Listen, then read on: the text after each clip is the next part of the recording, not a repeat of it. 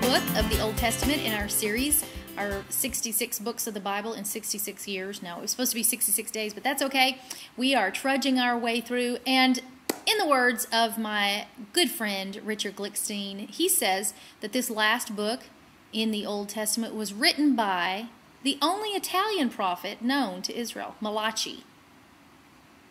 M-A-L-A-C-H-I. Get it?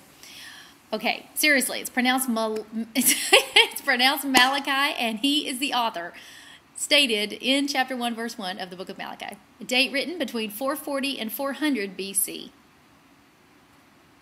Purpose of writing. The book of Malachi is an oracle. It is a message to the people of Israel, and it was very clear and concise. Turn back. Key verses. There's a lot of things I like that Malachi said.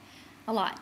But I am going to read you the final verses of the Old Testament, the final verses of his chapters, because his words are very profound. They are what are taking place in the earth today, if you're paying attention. Okay, and it's from Malachi 4, and it says, "See, I will send you the prophet Elijah before the great and terrible day of the Lord. He will turn the hearts of the fathers to their children, and the hearts of the children to their fathers, or else I will come and strike the land with a curse." You know, it says in Matthew, which we'll be into, next, that Elijah, that spirit was on John the Baptist. So John the Baptist came right before Jesus, right?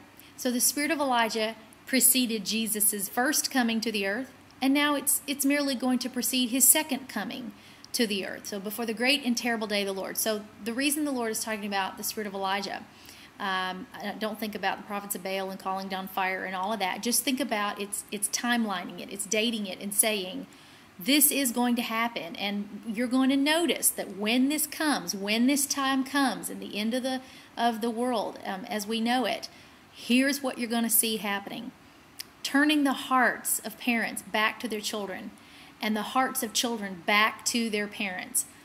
As you can tell, I am very passionate about this. We pastor a church called Eastgate Creative Christian Fellowship, and we are known as a family healing center.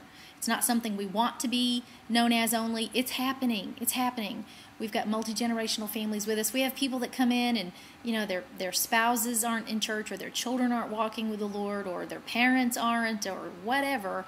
And the families get healed there. And the really cool thing is, it happens by one person comes in.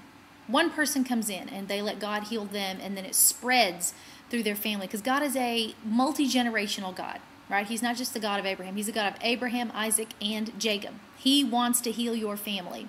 So Malachi also says, if this does not happen, there's a curse on the land. So here we are, our politicians in America and all over the world, they're trying to heal the world. They're trying to keep it green and reduce our carbon footprint and make sure that all the governments work well together and whatever.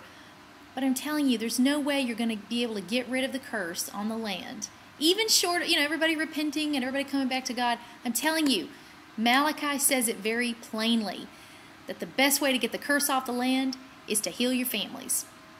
Because strong families make strong society. And families don't get whole without God's help. So the families that pray together do stay together. And it holds the whole world together. Can you tell? I'm going to get off my soapbox now. Okay, we are done with the Old Testament. I'm telling you what, the practical application, I guess I kind of breezed right past that, but that is for you today. Get your homes in order. Get your heart back towards your parents. Parents, get your heart back towards your children. That is an exciting thing to close out the words of the Old Testament with. And, I just pray that over you, that you would have the ability to come to a family reconciled place, that you would be the repairer of the breach in your family. You can do it. You can do it. The Lord's return is nearing, and I just think there's a special grace on us to do it, right? God said He was going to send His Spirit to do it. So there you have it. We're done.